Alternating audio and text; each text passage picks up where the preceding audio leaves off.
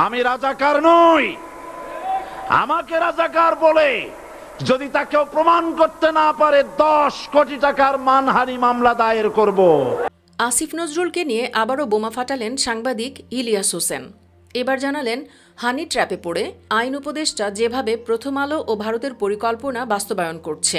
এছাড়া জানিয়েছেন সকলের প্রিয় আল্লামা দেলোয়ার হোসেন সাঈদীকে রাজাকার বানিয়ে কারাবন্দী করতে সহায়তা করেছিল আসিফ নজরুলই। তার কারণেই কোরআনের একজন পাখিকে পরিবার পরিজন ছেড়ে তিলে তিলে কারাগারেই মরতে হয়েছে, অথচ সেই তিনিই এখন বিপ্লবী সরকারের উপদেষ্টা হয়ে বসে আছেন। আসিফ নজরুল কবে কিভাবে আল্লামা সাঈদীকে ফাঁসিয়েছিল তার বিস্তারিত সহ আসিফের আরও নানান কুকীর্তি থাকছে রূপসী বাংলার এই পর্বে। বাংলাদেশ জামায়াতে ইসলামের নায়েবে আমির আল্লামা সাঈদী বিশ্বখ্যাত একজন ইসলামিক স্কলার ও রাজনীতিবিদ।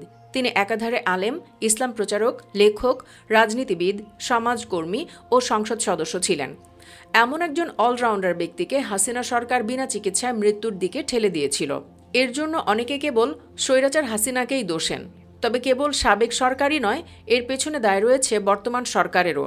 কারণ বর্তমান সরকারের আইনমন্ত্রী আসিফ নজরুলই প্রথম আল্লামা সাঈদীকে রাজাকার ট্যাগ দিয়েছিল। পত্রিকায় তার লেখা আল্লামা সাঈদী বিরোধী প্রতিবেদনেই হাসিনা সরকার অবিচারের সুযোগ পেয়েছিল। ইলিয়াস হোসেনের প্রতিবেদন থেকে জানা গিয়েছে আসিফ নজরুল মূলত প্রথম আলো পত্রিকার চাওয়াতেই সাঈদী বিরোধী প্রতিবেদনটি করেছিল।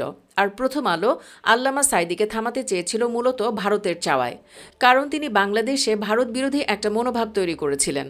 আর প্রথম আলো যেহেতু পত্রিকার আড়ালে ভারতের পক্ষে কাজ করে, সেহেতু তাদের দিয়েই আল্লামা সাঈদীকে থামায় কথিত মানবতা বিরোধী মামলা দিয়ে। প্রশ্ন উঠতে পারে, আসিফ নজরুল কেন প্রথম আলোর কথা শুনলেন বলা যাবে না, আসিফ তো এখনও প্রথম আলোর কথা শুনতে বাধ্য। কারণ হিসেবে ইলিয়াস হোসেন জানিয়েছেন হানি ট্র্যাপের কথা। মূলত প্রথম আলোর এক নারী সাংবাদিকের সাথে রাত কাটিয়েই বিপদে পড়েছে আসিফ। প্রথম আলো সেই রাতের গোপন ভিডিও দিয়েই ব্ল্যাকমেইল করত আসিফকে। এমনকি উপদেষ্টা হবার পর আসিফের ব্যক্তিগত সহকারীও প্রথম আলো থেকে নিয়োগপ্রাপ্ত। তার মানে উপদেষ্টা পদে আসিফ নজরুল থাকলেও মূল কাজ করছে প্রথম আলোর প্রতিনিধিই। আর প্রথম আলো মানে যখন ভারত, তখন বুঝে নিন কাদের দ্বারা চলছে এই দেশ। ইলিয়াস হোসেন জানিয়েছেন মূলত ব্ল্যাকমেইলের শিকার হয়েই আসিফ নজরুল প্রথম আলোর বিরুদ্ধে থাকা মামলাগুলো ডিসমিস করে দিচ্ছে, বিপরীতে আলেম ওলামাদের জামিন দিচ্ছে না। প্রথম আলোর আগে একসময় সাপ্তাহিক বিচিত্রায় কাজ করেছে আসিফ নজরুল। মুক্তিযুদ্ধ ও গণ আদালতের পক্ষে লিখেছে। দেলোয়ার হোসেন সাঈদীর যুদ্ধাপরাধ নিয়ে প্রথম প্রতিবেদনটিও তার।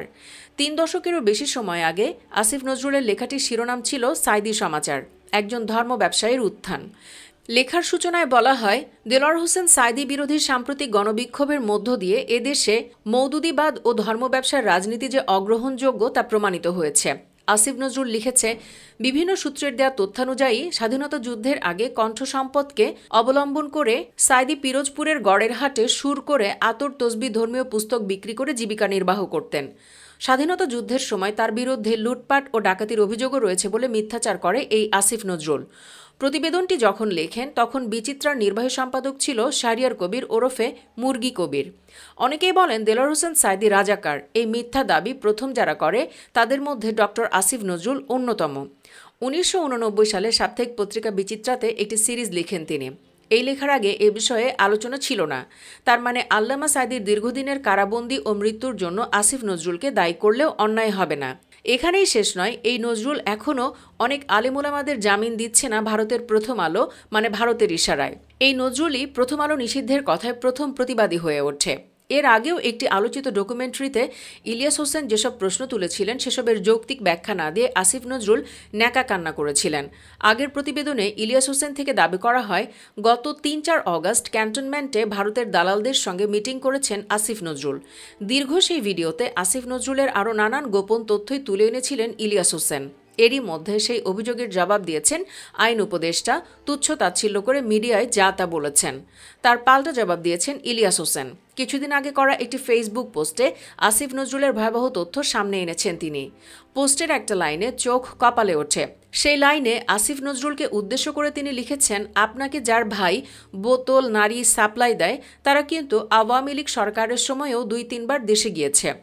আমরা যেতে পারিনি, যখন যাবার সময় এসেছে তখন আপনাদের সাথে মিলেমিশে ধান্দাবাজি করতে পারতাম। এখানেই মূলত বিশেষভাবে চোখ আটকে যায়। অর্থাৎ আসিফ নজরুলকেও কেউ নারী ও বোতল সাপ্লাই করে। এসব দিয়ে তিনি কি করেন? তার ঘরে তো সুন্দরী তরুণী স্ত্রী আছেন, তিনি তো কথাবার্তায় যথেষ্ট ধার্মিকতাও দেখান, তাহলে নারী কিংবা বোতল দিয়ে তার কাজ কি? ইলিয়াস হোসেন পোস্টে পুরো বিষয়টি পরিষ্কার করেননি। তখন তিনি যেমন সেই নারী ও বোতল সাপ্লাইকারীর নাম প্রকাশ করেননি, তেমনিভাবে জানাননি আসিফ নজরুল সেই সব নারী ও বোতল দিয়ে কী করেন, তিনি নিজেই ব্যবহার করেন নাকি দালাল হিসেবে ব্যবসা করেন। তবে মঙ্গলবারের ভিডিওতে আবার সব পরিষ্কার করেছেন বলা যায়। এখন আর বোঝার বাকি নেই, ঘরে তরুণী স্ত্রী রেখেও হয়তো তার নতুন নতুন নারী লাগে, তিনি হয়তো বোতল পান করেন, তিনি নিজে এসব না করলে তার কাছে কেন এসব সাপ্লাই হতো। এর আগে ছাত্রলীগ যুবলীগ তার 3 বিয়ে নিয়ে কথা বললে বা ছাত্রীদের সাথে তার নাম জড়িয়ে নানান ধরনের কথা প্রচার করা হলেও প্রতিবাদ করত ছাত্র জনতা, অথচ সেই তার নামেই এখন নারীবাজির অভিযোগ। আর অভিযোগটা তুলেছেন সাধারণ কেউ নন, ইলিয়াস হোসেনের মতো সাংবাদিক, যার কোনো তথ্য খুব বেশি মিথ্যা হবার সুযোগ নেই। সেই পোস্টটিতে ইলিয়াস হোসেন কেবল নারী ও মাদক নিয়ে কথা বলেননি, তুলেছেন আরও কিছু অভিযোগও। জানা গেছে আসিফ নজরুলের কারণেই নাকি তিশার জামাই ফারুকীকে উপদেষ্টা নিয়োগ দেওয়া হয়েছে, সেও প্রথম আলোর হয়ে কাজ করে। এমনকি ব্যক্তিগত জীবনেও নজরুল নারীবাজ পুরুষই বলা যায়। আসিফ নজরুলের প্রথম স্ত্রীর সঙ্গে ডিভোর্স হয়, সেটা অনেক বছর আগের কথা। দুর্বৃত্তদের হাতে নিহত হন পুলিশ সার্জেন্ট আহাদ। তার স্ত্রী রোকেয়া প্রাচীর সঙ্গে তার বন্ধুত্ব হয়, সম্পর্ক সখ্যতা গড়ে ওঠে, অতঃপর বিয়ে করেন তারা। বেশ কয়েক বছর দাম্পত্য বৈবাহিক জীবনের পর তারা বিচ্ছেদের পথে হাঁটেন। তারপর পরকীয়া সম্পর্ক গড়ে তুলে বিয়ে করেন হুমায়ুন কন্যা শিলাকে। অনেকে বলে থাকেন রোকেয়া প্রাচীকে বিয়ে করার আগে আরও 3টি বিয়ে করেন আসিফ নজরুল। প্রাচী ও আসিফের মধ্যে দীর্ঘ আলোচনা সাপেক্ষে বিয়ে হলেও 2-1 বছর না যেতেই অন্য নারীর প্রতি আসিফ নজরুলের আসক্তির বিষয়টি প্রাচীর নজরে আসে।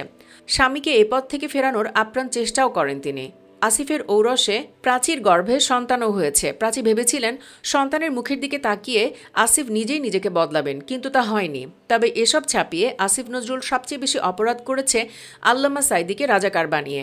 এতদিন এটা মানুষের মুখে মুখে সীমাবদ্ধ থাকলেও এখন মোটামুটি প্রমাণিত, আর সেজন্য ইলিয়াস হোসেনকে অনেকেই ধন্যবাদ দিচ্ছেন। অনেকেই মন্তব্য করেছেন আসিফ নজরুলের মুখোশ উন্মোচনের জন্য ধন্যবাদ আপনাকে। তারা বলছেন অবশেষে এই প্রতীক্ষার অবসান, চমৎকার তথ্য নির্ভর একটি ভিডিও।